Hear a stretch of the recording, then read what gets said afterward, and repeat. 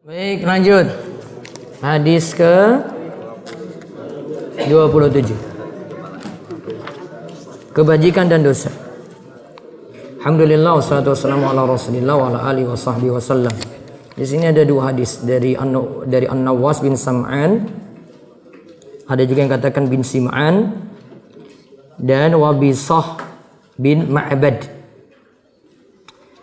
Hadis yang saya bacakan al-haditsu as-sabi'u wal ishrun an Nawas bin Sam'an radhiyallahu anhu an Nabi sallallahu alaihi wasallam qala al-birru husnul khuluq wal ismu ma haka fi nafsika wa karihta ayattali alaihi an-nas rawahu muslimun wa an Wabisah bin Ma'badin radhiyallahu anhu qala ataitu Rasulullah sallallahu alaihi wasallam faqala ji'ta tas'alu anil birri qultu na'am qala istafti qalbaka al-birru matma'anna ilaihi nafsu wa tama'anna ilaihi al-qalbu wal ismu ma haka fi nafsi wa taraddada fi sadri wa in aftaka an-nasu wa aftauka. Hadisun hasanun ruwinahu fi musnadai al-imamain Ahmad bin Hanbal wa Darimi bi isnadin hasanin.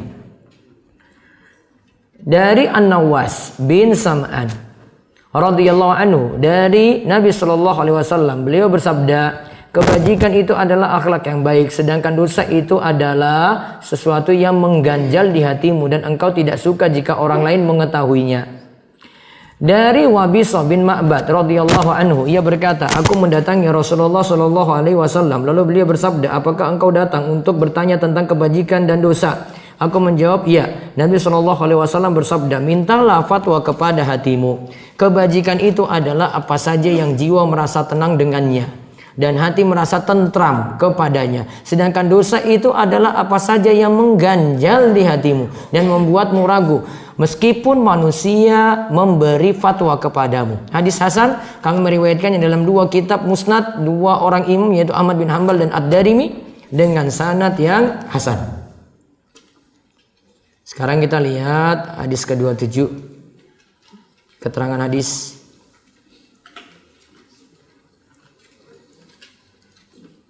Albir, R-nya double. Albir ismun jami'un likulli khairin, istilah yang mencakup segala macam kebaikan. Istilah yang mencakup segala macam kebaikan. Faedah hadis 1. Keutamaan berbuat baik pada sesama. 1. Keutamaan berbuat baik pada sesama. Siapa saja yang baik akhlaknya, berarti ia telah mengumpulkan kebaikan. Berarti ia telah mengumpulkan kebaikan dan memiliki kebaikan seluruhnya. Berarti ia telah mengumpulkan kebaikan dan memiliki kebaikan seluruhnya. Terus faedah yang kedua, tadi hadis Wabisah. Ji'ta tas'alu anil birri. Engkau datang mau tanya tentang kebaikan dan dosa. Nah, kalau orang ini belum mengajukan pertanyaan, Wabisah belum mengajukan pertanyaan, namun Nabi sudah jawab. Berarti faedah yang kedua, hadis ini menunjukkan mukjizat. Karena Nabi sallallahu alaihi wasallam mengabarkan tentang sahabat Wabisah. Engkau datang bertanya tentang kebaikan. Nah, padahal dia belum nanya ini. Nabi sudah tahu. Iya kan? Engkau bertanya tentang kebaikan. Terus dia jawab, "Na'am, iya." Berarti Nabi sudah tahu, mukjizat bagi Nabi. Terus yang ketiga, albir. Apa albir tadi? Kebaikan ya. Punya pengaruh pada jiwa dan hati. Punya pengaruh pada jiwa dan hati.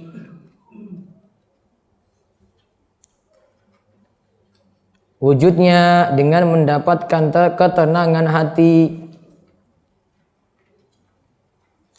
Wujudnya dengan mendapatkan ketenangan hati.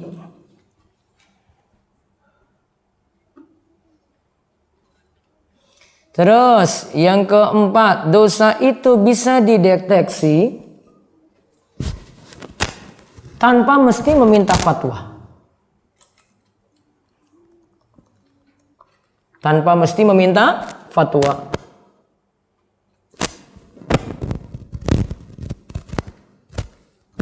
yaitu keadaan hati yang gelisah. Yaitu keadaan hati yang gelisah. Namun ini berlaku bagi orang yang punya hati yang bersih. Namun ini berlaku bagi orang yang hatinya itu bersih. Dan dia termasuk orang-orang yang berbuat baik.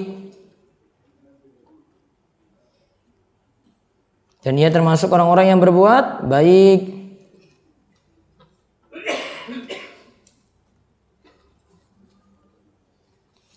Terus, berarti kalau dia orang yang hatinya sudah penuh maksiat, kan sudah nggak punya peka lagi. Sudah biasa terus kayak gitu. Ya, nggak ada rasa peka lagi di situ. Karena sudah jadi kebiasaan. Mau ditegur, ini biasa saja kok. Kalau orang nggak biasa lihat atau nggak biasa itu dekat dengan perempuan, nah mau dekat dia itu gelisah dia. Kalau orang sudah biasa dekat, pacarnya digandeng terus, biasa-biasa saja dia.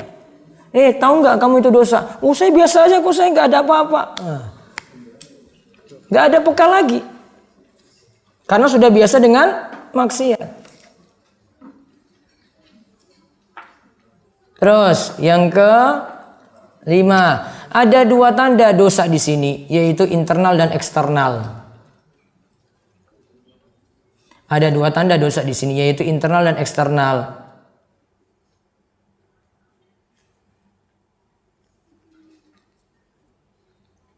Tanda internal, sesuatu yang menggelisahkan jiwa. Ya, jadi selalu dia itu gelisah itu kalau buat. Terus tanda eksternalnya, tidak suka dilihat orang lain. Tanda eksternalnya tidak suka dilihat orang lain.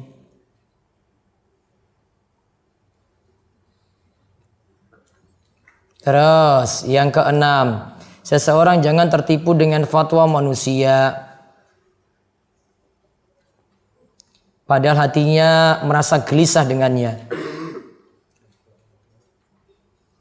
Seorang jangan tertipu dengan fatwa manusia, padahal hatinya merasa gelisah dengannya.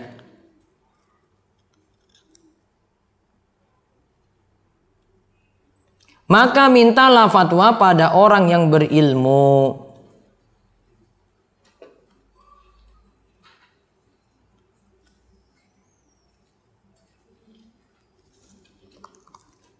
Mintalah fatwanya itu pada orang berilmu, jangan pada orang awam. Terus yang terakhir kaidah dari hadis.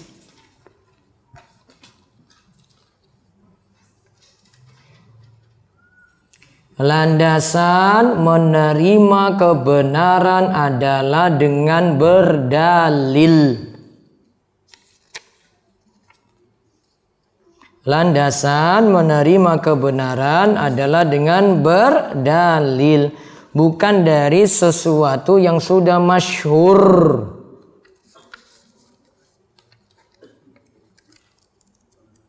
Wah, ini kan biasa. Kalau biasa sih nggak bisa.